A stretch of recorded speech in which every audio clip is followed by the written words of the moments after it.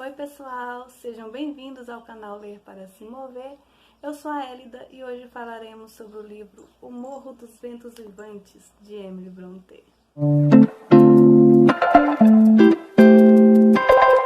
Eu quero agradecer a você que participa do nosso canal, que apesar de ser pequenininho, já contei com a sua curtida, com seus comentários. E a você que está assistindo pela primeira vez, caso goste desse tipo de conteúdo, não se esqueça de se inscrever, de curtir, comentar, compartilhar, porque assim você ajuda o canal a crescer, me ajuda muito. Então vamos à nossa resenha.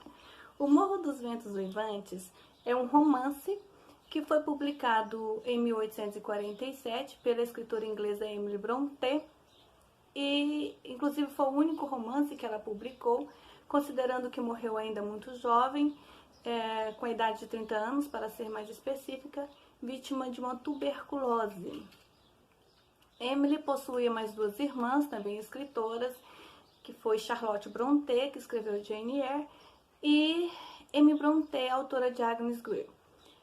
As irmãs Brontë são um exemplo raro de escritoras do século XIX, considerando que naquela época havia o pensamento machista e preconceituoso de que apenas os homens eram capazes de desenvolver atividade intelectual e de, portanto, produzir literatura. Dá vontade de rir de um pensamento desse, né? Mas tudo bem, vamos lá. Cientes disso, as irmãs Brontë resolveram publicar seus livros sob pseudônimos ambíguos, nomes que não deixam claros se o autor do livro era um homem ou uma mulher. Porém, apesar desses cuidados, o Morro dos Ventos Uivantes não foi bem recebido pela sociedade na época. Aliás, ele foi terrivelmente massacrado por se tratar de um romance doentio, passional e destrutivo em diversos aspectos. E o que é uma característica, né, do ultrarromantismo, uma vertente do movimento romântico que era marcado pelo egocentrismo, pelos amores doentios e até pela morte. É preciso lembrar, né, inclusive, que esse romance foi escrito na era vitoriana, uma época onde os valores morais eram profundamente arraigados e haviam fortes normas, né, relativos ao que era certo, o que não era certo, o que era aceitável, o que não seria apropriado, ou seja, uma sociedade em que havia todo um puritanismo.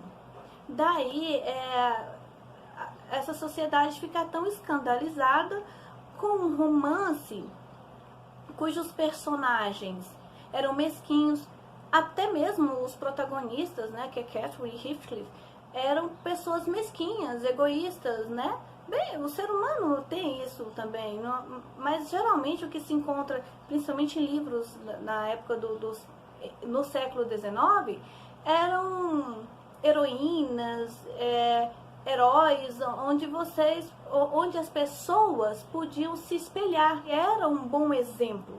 E não, nós temos um anti-herói, que é o Heathcliff,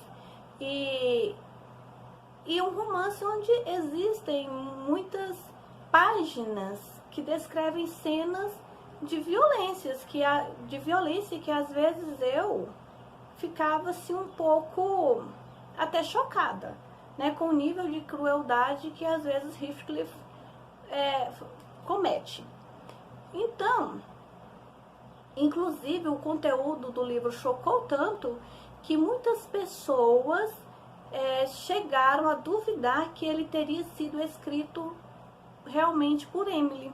Emily era uma jovem tímida, recatada, filha de um pastor, seu pai era o pároco da cidade local, e que nunca havia namorado, não chegou a se casar. Questionava-se como que uma jovem com o perfil de Emily poderia escrever algo assim, um romance tão forte com características tão violentas. Alguns, inclusive, defendem que o livro teria sido escrito por Patrick Branwell, o irmão de Emily, que era, inclusive, poeta, romancista, pintor inglês, Foi, aliás, ele que pintou esse quadro, esse famoso quadro das irmãs Brontë, e que porém era perturbado, tinha um comportamento problemático e possuía envolvimento com alcoolismo e drogas. A meu ver, esse é um pensamento preconceituoso, porque não é porque ela era mulher que ela teria sempre uma visão cor-de-rosa da vida e dos fatos, né? E o ser humano é sim surpreendente, ninguém sabe o que cada um traz em sua essência, e existem mistérios que se passam pela mente, o coração, pela alma de cada pessoa que a gente desconhece. O livro conta a história de Heathcliff e Catherine, e tudo começa quando eles ainda eram crianças, e Kathleen e seu irmão Hindley moravam junto com os pais em uma fazenda chamada Wuthering Heights, ou o Morro dos Ventos Uivantes, e junto com eles moravam ainda a governanta da casa e sua filha, que também era criança, chamada Nellie. Certo dia, o Sr. Warnershaw, que é o pai de Catherine Hindley, gente, desculpa, eu estou meio rouca, tá? Mas vamos tentar fazer devagarzinho. Então, esse Sr. Warnershaw precisa fazer uma viagem à cidade de Liverpool. Lá encontra um menino perdido, sujo, abandonado, maltrapilho, e não sabendo o que fazer com a criança e não querendo deixá-lo naquela situação, resolve levá-lo consigo para sua casa. E quando chega na residência, acontece uma rejeição geral.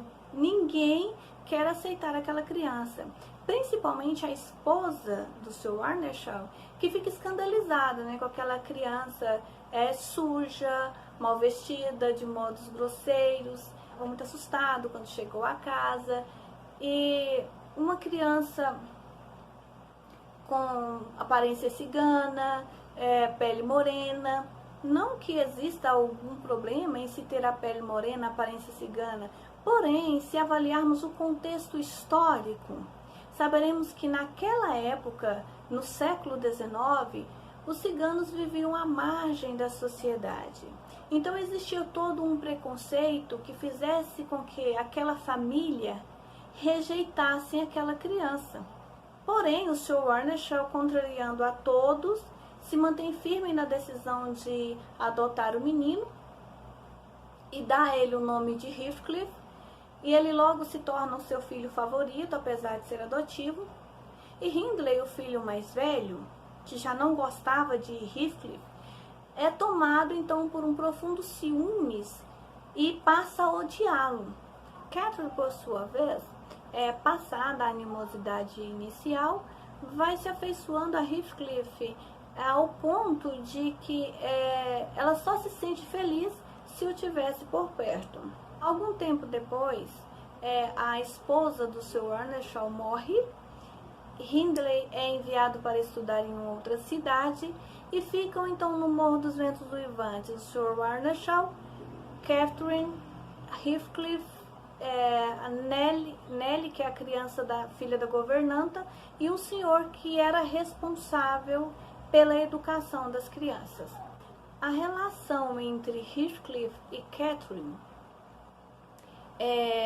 vai se estreitando cada vez mais, de modo que um amor que começou como amor de irmãos vai se diferenciando e ganhando ares de um amor erótico, um amor de homem e mulher.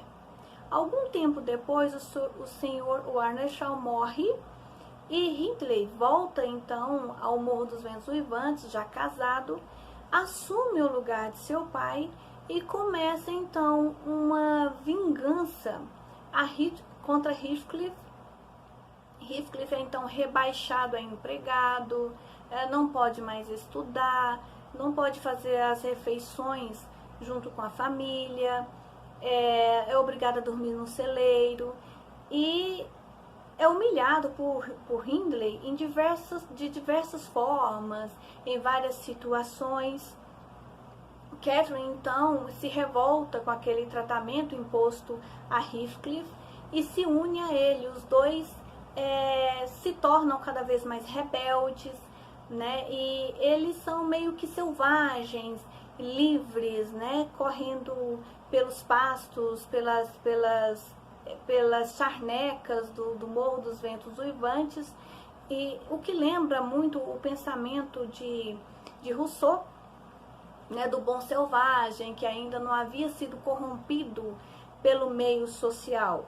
Né? Havia sim, claro, a perseguição de Hindley em relação a Heathcliff, o que causava grandes danos aí na formação do caráter de Heathcliff. No futuro a gente pode observar isso, porém ainda não havia ocorrido uma transformação, né, tão grande assim na essência de Catherine e Heathcliff. Eles permaneciam mesmo que como selvagens ali, e com todo aquele clima de perseguição, mesmo com tudo isso, eles permaneciam alegres e livres.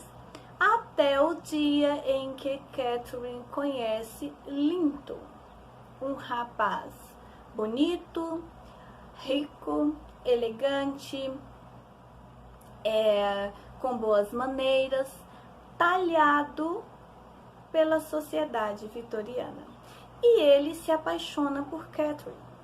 E uma determinada situação faz com que Catherine seja entregue à família de Linton, né, permaneça algum tempo aos cuidados da família de Linton. E quando ela retorna, alguns meses depois, ao Morro dos Ventos Uivantes, seus modos eram os modos de uma dama, né? Catherine, que antes não tinha nada de dama, seu comportamento era bem selvagem, ela volta com boas maneiras, educação, bem vestida, o que era na verdade um verniz, né? Porque ela ainda continuava com o seu temperamento rebelde, selvagem, porém ela tinha conseguido ter esse verniz social. E ela começa então a viver um conflito, né? Ela começa a ficar em dúvida se ficava com Heathcliff, que era o amor de sua vida, porém era um homem rústico, que não possuía instruções, um homem rude, selvagem, e um homem como Linton, que abriria as portas da sociedade para ela e que faria dela uma dama perante a sociedade. Um trecho do livro que ela conversa com Nelly, que a essa altura já era a governanta da casa, ela havia ocupado o lugar de sua mãe, e nessa conversa que ela tem com Nelly, fica claro esse conflito vivido por Catherine no momento em que ela decidia entre Linton e Heathcliff. O trecho diz assim: não tenho mais motivos para me casar com Edgar Linton do que para estar no céu. E se aquele homem perverso lá dentro, esse homem perverso era Hindley no caso, se esse homem perverso lá dentro não tivesse feito Heathcliff descer tanto, eu não teria pensado nisso, Nelly. Mas agora eu iria me degradar se me casasse com Heathcliff, de modo que ele nunca vai saber o quanto o amo. E isso não é porque ele é bonito, Nelly, mas porque é mais eu mesma do que eu. Qualquer que seja a distância das almas, a minha e a dele são feitas da mesma coisa, e a de Linton é tão diferente quanto um raio de luar, de um relâmpago ou fogo da geada. Então ela sabia que estava entrando em um mundo que, apesar de parecer apropriado, não era o seu mundo. Ela comparava o casamento com Linton como céu ou paraíso, mas sabia que esse paraíso não era para ela. O seu mundo era o Morro dos Ventos Uivantes e Heathcliff, e que a sua essência e a de Heathcliff eram a mesma. Os dois eram como... Desculpa, gente, é um outro inconveniente. Os dois eram como o relâmpago né, enquanto que Linton era um raio de luar. Mas ainda assim ela toma a decisão, né, de se casar com Linton, e Heathcliff é tomado então por um misto de ódio e desespero, e foge do Morro dos Ventos Uivantes. Ela o procura, né, fica doente porque ele foi embora, mas mesmo assim se casa com Linton. E anos depois, Heathcliff volta ao Morro dos Ventos Uivantes, lindo, rico, culto, né, civilizado e cheio de ódio, rancor e sentimentos de vingança tão intensos que se propaga por gerações, causando a destruição tanto da família de Catherine quanto da família de Heathcliff, que odeia a todos com toda a impetuosidade do seu ser, com exceção de Catherine, que apesar de o ter trocado por outro, continua sendo seu único e obsessivo amor, indo até mesmo além da morte.